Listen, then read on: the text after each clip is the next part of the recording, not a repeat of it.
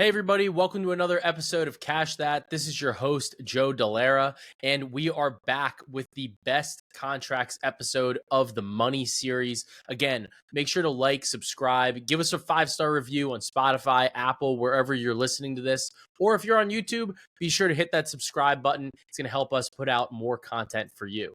But as with all the episodes of the Money series, we already have put out the hidden contract details and the worst contracts in the NBA with Brandon Anderson, and we are back again for the best contracts. Brandon, how you doing? What are you thinking for these best contracts, man? I'm great. I love being asked how I'm doing when we've definitely not been on Zoom for 2 hours already, hanging out, recording podcasts. I'm excited to talk about the best contracts. I mean, look, it's not as fun for me as the worst contracts. I got to just dump on dudes for the last hour of that. Make sure to listen to that one if you haven't yet. But it's all right. We could give some flowers out to these guys. These are players who have earned some praises, out-earned their contracts a little bit. We'll get to the marginal value on these deals. That's how I look at these. You'll notice the marginal dollars are much lower here. It's much easier in the NBA, unfortunately, to have significantly bad contracts than it is to have really good positive value ones. Like the old Steph Curry contract, the 448 that he had when he eventually won unanimous MVP under that, ain't walking through that door anymore. That's like Zeke Naji money now. So, so it's not happening. The NBA is a crazy dollars-filled world now, but I'm excited to talk about some of the bargains we like out there.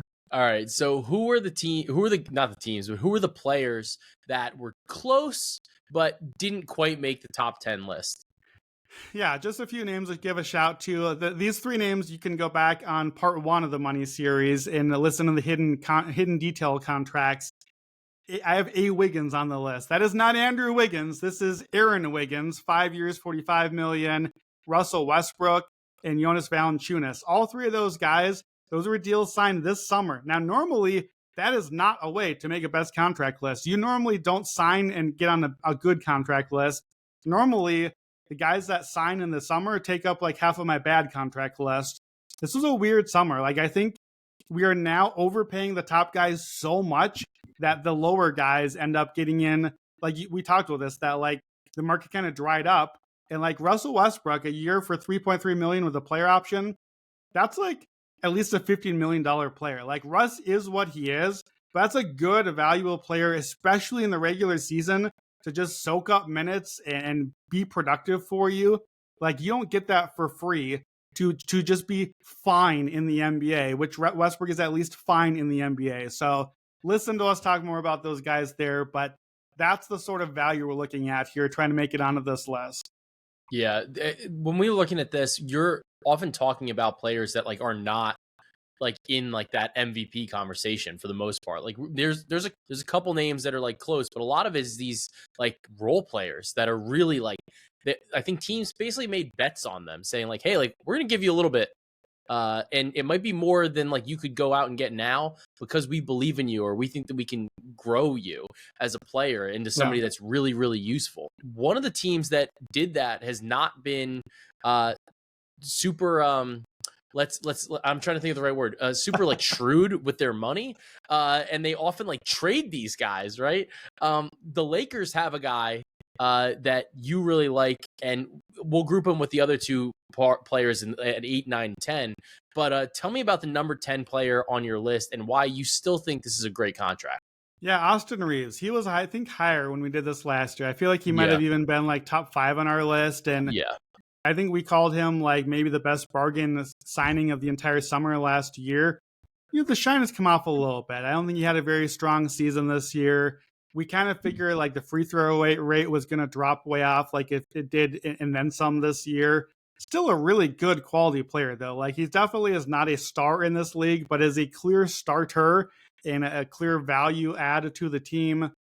He's only making $13, $14, $15 million the next 3 years. And I think, honestly, the third year, probably you're not getting that because there's a player option and he is more valuable than his deal. On this list today, if you have a player option, that probably actually takes away your value because if you're on a valuable deal, you're going to opt out and get a better contract after that in most cases. So I think this is a modestly valued deal now. 2 years, $27 million basically, plus the option that won't happen. Age 26 and 27, you're right in your prime, you're shooting, you're spacing, you're a secondary or tertiary handler. This is a valuable player, and frankly, it's a valuable player to other teams also. Like you said, the Lakers normally trade these guys. They might still trade him. Like they want the third star. Austin Reeves is not a third star. Austin Reeves is a faux third star. So when that Zach LaVine or whoever becomes available and the Lakers want to take their swing, like this deal is going in that deal. That's all right. That's valuable. You can trade up, like Austin Reeves can fit on any roster and add some value to the team at a decent contract, 13, 14 million. That's an easy sell in like any trade package at the very least. And, just a good player for the Lakers. Not a sentence I get to say very often. Yeah, but he is a player, like you said, that really is pretty malleable, fits into a lot of different teams. The other two guys that you have at 8 and 9 are dramatically different in terms of like what their qualifications are and like what their history has been in the league. Tell me about who you have at 8 and 9, and like there was a decision that was made in Golden State. Yeah, so I'll do them in reverse order here. So number 8 is Draymond Green, 3 years, 78 million. Player option. Now with him, probably picks up that player option. Yeah. It's age 36. Like we're on the older age frame here, but we're making 24 to 28 million dollars. Like this is a player evaluation thing. Draymond Green, especially Draymond Green with Steph, and they've got Steph the mega extension for one more giant balloon year. You want them together. They're Megatron together. The Steph Draymond combo is incredible. The dynasty core is still there in Golden State. It's these two. These are the dynasty core. They've been the guys the whole way through. I just think Draymond is like a no-brainer Hall of Famer. Change the way that we play defenses, the way that teams build their rosters. He's always going to have more value to me than what the advanced metrics show even. And just like the way that he adds defensive value, but also the way that what his role is offensively, I think is undervalued. So I don't know. That's just a Draymond thing. This other name on the list, I certainly never ever like. There's no way you ever thought. Yeah, if you told me like mid-season, if you're like, hey Brandon, you've been watching NFL, it's January, give me 50 names you think will make your best value contract list next summer. This wouldn't have been in my like first 100 choices. Colin Sexton. The first nice thing I've ever said publicly about Colin Sexton. Number 9 on my best contracts list. 2 years, $37 million. So it's, again, not a long deal here. He's going to get a nice raise before too long. He just really made a big leap this year. I think playmaking-wise, he took a big leap. Shot making, I thought was definitely looks real. We've got a lot of sample for that. From January forward, he was around 3.5 BPM the rest of the season. He's at 3.8 offensive BPM for the whole season. Like the defense is terrible, but the Jazz defense is terrible. It'd probably be a little less terrible for him on like a normal team. Everybody wanted to trade for Lowry, and of course, like we can't now because he purposely signed a day late for that, and that's another one of those hidden details. But it's not hidden. We all talked about it all summer. Yeah, I want Sexton. Like I think he's going to be the cheapo piece. You're going to pay way too much for Markkanen. I think Sexton is he's the guy that if I'm the Lakers, I just mentioned like Zach LaVine. As a Lakers hater, trading for Zach is like, okay, great. You're doing the same old thing. If they got Colin Sexton for about a third of the price of the contract and of the trade, I think I like him about as much and maybe better at this point. Like this is a guy that were he traded, and I expect he will be for too long, I think he's like a title contending needle mover on the right team. And I can't believe I ever would have thought that about Colin Sexton. Yeah, he kind of gives me like sixth man vibes, like almost like a Jordan Clarkson-y type of dude with like that. And ironically, like they've been able to play together, right? But like I think it kind of gives me a little bit of that thought. It's like a spark plug off the bench, could be like a decent scorer in like some other different ways. And he's providing some of the other accompanying stats, which I think is the more important thing and why it makes him a little bit more valuable. When we move to the next part of the list, this is a really interesting set of players because they're all grouped in a group. There's a grouping of 4 here, and they're dramatically different ages and all dramatically different roles. Talk to me about these 4 players that you have and just like kind of how lucky these teams are to have them on the deals that they do have them on. Yeah, all 4 of these guys I have grouped together. Like you said, they're very different players, but just on marginal value, to their teams. These are all shortish contracts, but I have worth about $20-25 million of surplus value to their team. So number 7, the lowest in this group, even though I think he is the most valuable player of the 4 right now, is Mike Conley. Mike Conley is awesome. Mike Conley has aged like fine wine. I think that he was an incredibly important player to the Timberwolves last year, and I actually feel like Conley's age, like he's gonna age out at some point, probably by the end of this contract. Yeah. And like I think that replacing him is an under talked about storyline with Minnesota. We all focus on all the big guys and will Jaden McDaniels develop. Like Conley, when they don't have him, like in the playoff minutes when Ant had to be the guy running the offense, or the Olympic minutes, no, thank you, not going well. And like, look, he's young, he'll probably get there still. I hope he gets there. Conley's real good. Conley is a really valuable player. So that's number 7. Let me just run through the names here. I'm gonna let you comment on these next 3 names. So number 6, Herb Jones, 3 years, $42 million, second round pick that they signed a nice long extension. Elite defender, learned how to shoot, playing great ball. Number 5, your guy, not the only Nick on the list, Dante DiVincenzo, 3 years, $36 million. My dude started bombing threes out of nowhere last season. Yeah. Like, he's like a volume elite shooting player out of nowhere. I'm a little worried that I don't know if he's going to get to play or shoot as much on this version of the team. I'm curious what you think about that. And then again, if you made me guess guys on this list, I can't believe number 4 on my list is Deni Avdija, 4 years, $55 million. I don't even really have a lot of like glowing things to say about Deni Avdija. He's just a good, solid NBA rotation wing. And if you get that for 4 years, that's why he's number 1 in this group here. 4 years that Portland snagged. I don't really know what Washington's doing, just being like, this is the sort of guy you want to be building with your team as Washington, to have a good, cheap, young player that they sign on a bargain extension that, like, quite frankly, I didn't go back and look.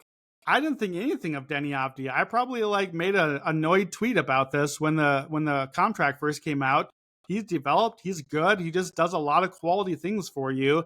Like the sort of guy that, this is not really the right stylistic comp, but like a Tobias Harris type player, a guy who kind of like is just the 3rd or 4th guy on a good team and just contributes positive stuff all around. That dude is making near max dollars usually. Deni Avdija is making like $12 million a year instead, $14 million, I guess, here. So 7, Mike Conley, 6, Herb Jones, 5, Dante DiVincenzo, 4, Deni Avdija. Just quality rotation winning player guys. What do you think about these 4? Yeah, I mean, Denny's also 23. So like you're getting him on just the deal's great. It's a great deal. And like you said, he's somebody that can play a variety of different positions. Like there's some flexibility there. I think that he's properly ranked the highest out of this group. Only my concern is like it's obviously the age, but he is so important for them. And it's like you're with Minnesota, like they're going to make the playoffs. You got a good defense because of Gobert. You have Anthony Edwards. Like you don't even need him for the regular season. Like it doesn't matter if he plays 40 games. You need him for the playoffs. That's the point of Conley. And if he can provide that on that contract, great deal. Herb Jones, I think the problem is, I think it's a great contract. I don't know where his path is like at all. New Orleans is a disaster. Like in terms of what the personnel is, they have way too many people on the roster. I think it's definitely like a little bit of a concern. Like, is he going to play enough to really extract the value from this contract?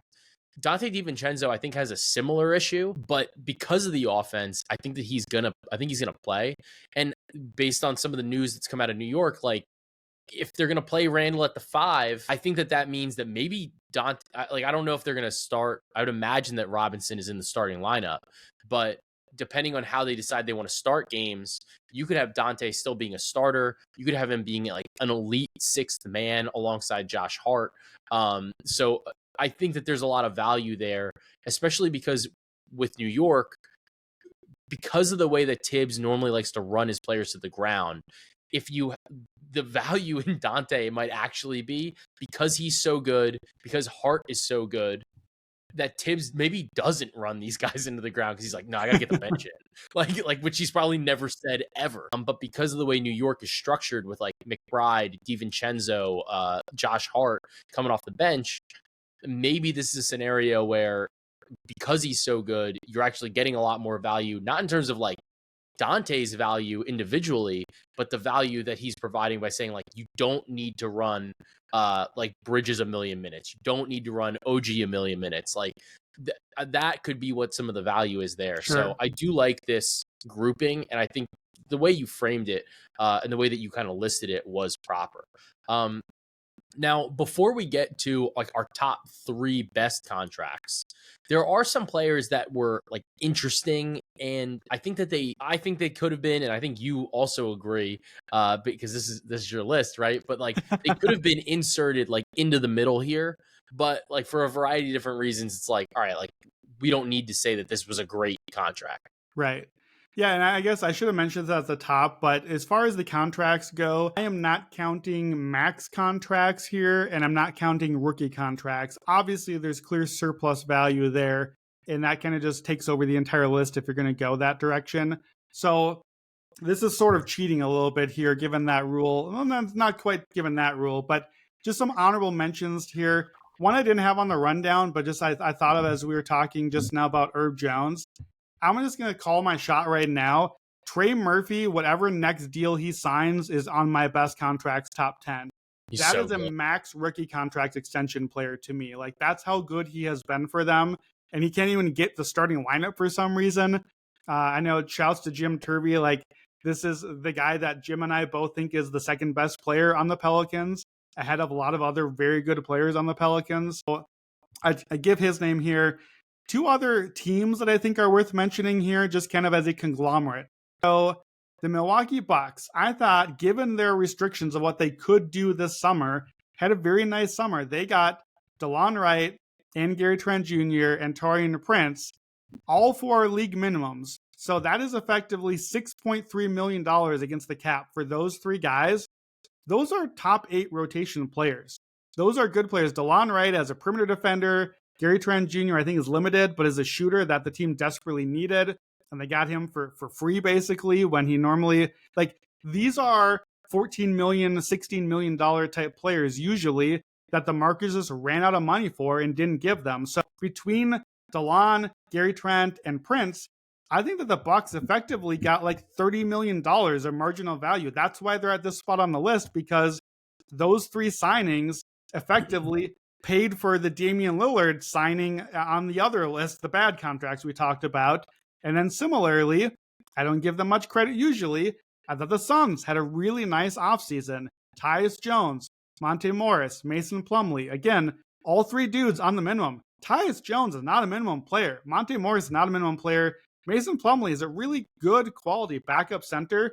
Like, I have those 3 as $32 million of marginal value just this season. Now, that's all they're getting, because you can only sign for 1 year, and they're probably going to play well and then go get paid elsewhere. Like, that's the gamble they're making. But for the Suns, who had negative money, like, they're the worst contract situation in the league, they got no options to bring in 3 good, solid, positive rotation players for free, basically, for $30 million of free value, especially when their $30 million that they would have paid is really like $100 million because the contract rules and how they're like double, triple paying into the tax. That, like, these had to be mentioned here because these are moves for one or both these teams. This is going to change how we talk about these teams in May and maybe in June. One of these teams could win a championship, and if they do, the Bucks or the Suns, I promise you, these names, these minimum contract names on like honorable mention deals, they're going to be part of why those teams are title contending next year. Yeah, and I think this kind of goes into a conversation that we had last year, talking about not on this show, but on one of the shows that we've done together, right? Where we talked about like how teams can basically like create a player with a variety of different players. Yep. I think the reference that you had used and like we had kind of discussed was with the center position in particular. It's like get a couple centers, pay them like nothing, but like in certain matchups they're going to be good, and in other matchups you're going to use the other guy. Yep. And you can like effectively create like a very strong player. Here you're seeing them do this with like wings, or or with bigs or whatever, and it lets you craft a team like around those guys where you can say like, all right, like you might be unplayable this series, but you're going to be really, really valuable in this next series. So those are all moves that you can make on the margins that do lend themselves to long-term success. Looking at the top 3 of this list, I think let's talk about 3 first, and then 1 and 2 after, based on like where these teams are structured. Talk to me about this player who hasn't played like a ton, but like when he does play, it's like, oh my god, this guy he's literally a blanket. He's smothering. Yeah, Jonathan Isaac is my number 3 top contract. He just signed a big extension this summer, but this is a hidden details contract in every version of the sense, but I just saved it for this conversation here. So he's signed right now for 5 years, $84 million, which at first you see and you're like, my God, what? We can't even get like 1,000 minutes from this guy. Like he played under 1,000 minutes this year, and that was more minutes than he played, I think, in the previous 3 years combined or something. Literally. It's entirely possible. Like this contract could easily go off the list if his body is just broken and he just can't give anything anymore. But the important part here is it's not going to move to the worst contracts list and suddenly you just have Ben Simmons for $85 million on your team not playing, because here's the details. In the contract is $25 million this year when Orlando has the money for now. Then it's $15 million a year after that. So already you're getting like a declining contract value. That's a good plus. He's age 26. So this is like his prime years right now. And look, I'll say this right now. I think 2 things. Number 1, Jonathan Isaac, healthy on the court for the Magic, is their best player. This is a defense-first team. They are a defensive superstar team. This is their star. Number 2, I think Jonathan Isaac, if he played enough minutes, which I don't think he will, but if he played starter minutes, I think he is the human version of Victor Wembanyama defensively. I think he is the most impactful not Wemby defender in the NBA, as much as any other names you want to name, Bam and Rudy and all the other guys that are great defenders. I think that's how impactful Jonathan Isaac is with his steals and his blocks, his blanket coverage. So the rest of the contract details that matter, though, because of all the injury stuff, 3 years from now, in year 2027, only an $8 million guarantee. So you're paying a lot this year. It's fine. He looks great right now. He's easily worth more than $25 million. And then 15 next year, a good gamble to make, guaranteed. But if it goes bad, you got $8 million guaranteed the following year. And then the next 2 years after that, the last 2 years of the deal, totally non-guaranteed contract unless he plays at least 52 games in the previous season, which if he's not healthy, he's not even touching that number. He hasn't in his not healthy years. So if things don't go well, you can just cut him and lose the last 3 years of this deal at only an $8 million cost rather than the 45 that they think they owe him. So here you have what I think is their best player on a defense-first team and a guy that legitimately changes the way the game has to be played, the way that you have to play your offense. That's how good he is. I think this is all upside with almost no risk, which is not a deal that you get. And look, it's a deal he had to take probably because his health has been so bad. But I love what Orlando did here. I think they're just really cooking. I have this as a $50 million positive value add to the Magic.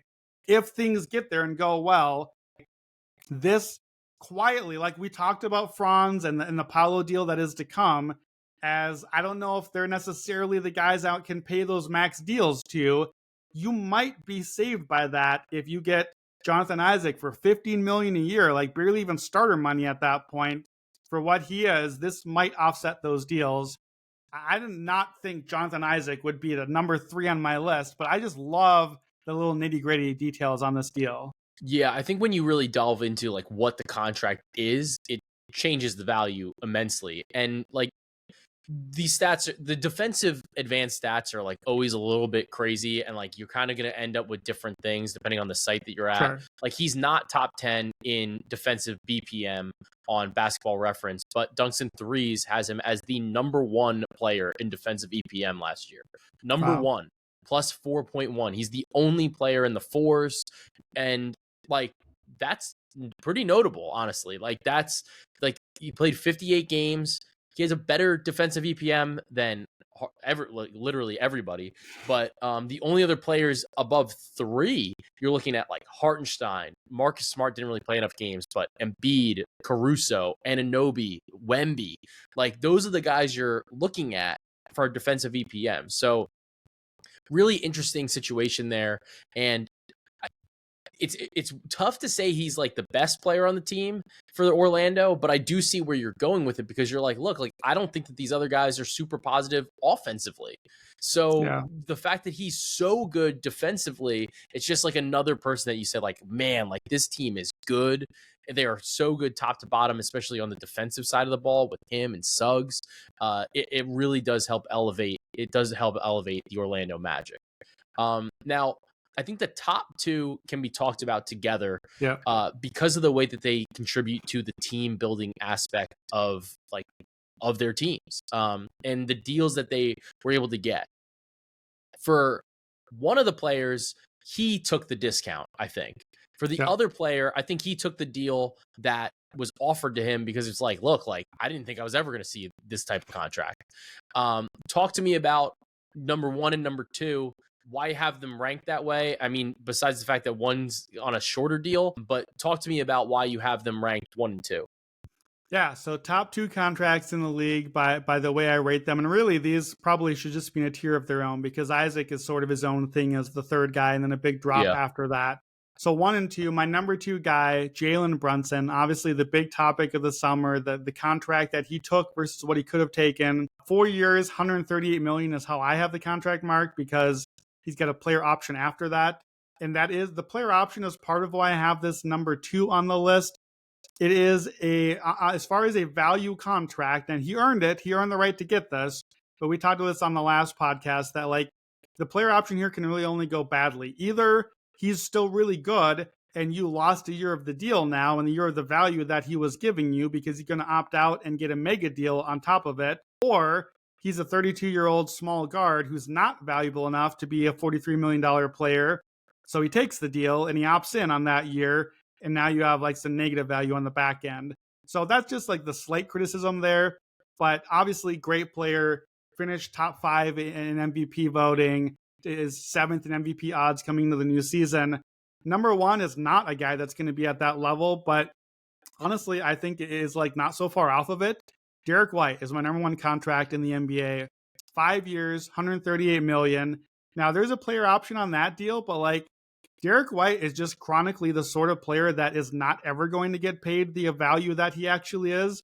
Like, I think you might just pick up that contract. Like, I think he might stay that extra year. Too. We've talked now about how I like go through and rank the guys at different positions. I have Derrick White as a near top 10 guard in the NBA last season. His 3 points, he's an elite shooter now. His volume is up. Shot 40% on threes. He is a great, great guard defender. On a team with Drew Holiday, he might have been their best guard defender, which is an incredible statement. And he's just keeps improving. He keeps getting a little better every year. He is on the Olympic team, playing valuable minutes, making closing lineups at times, like making a difference with the best players in the world. He's the perfect guy for a Celtics roster where it's like, we don't need you to come in and be a usage all-star or score 20 a game. You could do that sometimes. That'd be great. We need you to shoot tonight? Great. Take some shots. We need a few more assists tonight? Great. How about just some defense tonight? Like, he is the ultimate do-everything guy, winning player, efficient on offense, great on defense. Comparatively, when I say that he is a near top 10 guard, here are the guards that I rank similar value to what Derrick White brought this season. Guys that are about the same. I have Tyrese Maxey, Jamal Murray, Trae Young, and Anthony Edwards are the 2 names right above and below for Derrick White. And like, those are great names. These are really, really good players, all-stars, all-NBA in Ant's case. That's how valuable Derrick White is. So his deal is 5 years, $138 million with the option included. Brunson's 4 years, $138 million. It's kind of weird that they're like the exact same dollar price there. White just gets the extra year. I think White's game and body type ages a little more gracefully probably than Brunson. I'd love for both of them to age well, but I think his contract is a bit more stable. Brunson is obviously the better player right now as far as what he can bring to the team and like is the star player on a championship level team potentially if everything comes together for your Knickerbockers. So I can't blame you if you think that the star here on a not star level deal should be number one. I'm good with that. I have White slightly more positive value, but you're happy you got either one of these guys on your team. Yeah, I think it's one of those things because White I think is so good, and like you can't. It's weird because it's like the way that this list is. You're saying like, well, like you could go get like I think a little bit lower on the list. Like you say like, well, like you could go get a guy like that. Like you can't really go get a Derrick White. You definitely can't go get a Jalen No. Brunson. Like it's very difficult to just go get a player like that in general, let alone on like a valuable contract. I think that probably to me the difference is Brunson's deal implies another deal. Yeah. And that's probably what you're looking at and you're saying like that's maybe the concern. But like getting a guy that is going to make MVP ballots at this price is just preposterous. Like Yep. it is what it is. Whether he win, whether he be a good bet for MVP is a different question, but like he's going to be on ballots and like Derrick White's just he can't he never gets the recognition that like I think that he probably deserves for how good he is. So we'll let him get number one on this list. I think you're getting him for an extra year, but obviously Brunson's 2 years younger than him. The thing with Boston is like the Celtics are gonna like quite literally explode in like 2 years because they're just not gonna be able to pay everybody. Like you're gonna have like a lot of these contracts. Like we talked about some of the worst contracts on the worst contracts episode. Even Derrick White deal, hopefully he's still really good at like age 34, 35. But like if he's not, you're gonna have some major contract issues in Boston. But like I said on the other episode, they're selling the team. It's somebody else's problem. So I think right now it is a really good contract, and it's not his fault that Boston would be in like a poor financial position in a couple more years. So with that, our best contracts in the NBA list, it is headlined by Derrick White and Jalen Brunson. You got Jonathan Isaac, Denny Avdia, Dante DiVincenzo, Herb Jones, Mike Conley, Draymond Green, Colin Sexton, and Austin Reeves. Brandon, as always, a pleasure having you on. And be sure to tune into the other episodes of the Money series. We've still got the Hope rankings coming up, but we also have had out the worst contracts and the hidden details contracts episode. We'll talk to you soon, Brandon.